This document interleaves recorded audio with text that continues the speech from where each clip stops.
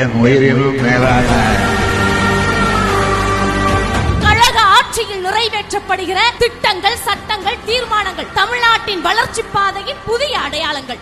மாநில அரசினுடைய அதிகாரத்தை புற்றுநோயை போல மெதுவாக சுரண்டுவதும் அரிப்பதுமாகவே ஒன்றிய அரசு செயல்பட்டு வருகின்றது. இந்த சூழ்நிலையை, இந்த சமூக அமைப்பை, இந்த பொருளாதார மாற்றத்தை மாற்றி அமைத்தவர் கலைஞர். பெண்கள் சுயமரியாதையோடு இம்மண்ணில் நடைபோட எத்தனையோ திட்டங்களை நாங்கள் தீட்டி வைத்து காத்திருக்கின்றோம் என கூறி கைதூக்கி பெண்களை நிமிர்த்தியது திமுக அல்லவா?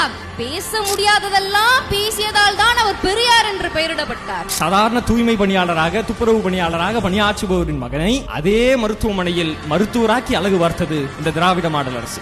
ஜனநாயகம் மறுக்கப்பட்டால் அங்கு ஹிட்லர் எழுவார். அதை எதிர்க்க ஸ்டாலின் ஒருவர் வந்தே ஆவார். முத்தமிழறிஞர் கலைஞர் அவர்களின் நூற்றாண்டை முன்னிட்டு திமுக இளைஞரணி மற்றும் கலைஞர் செய்திகள் நடத்திய மாபெரும் பேச்சு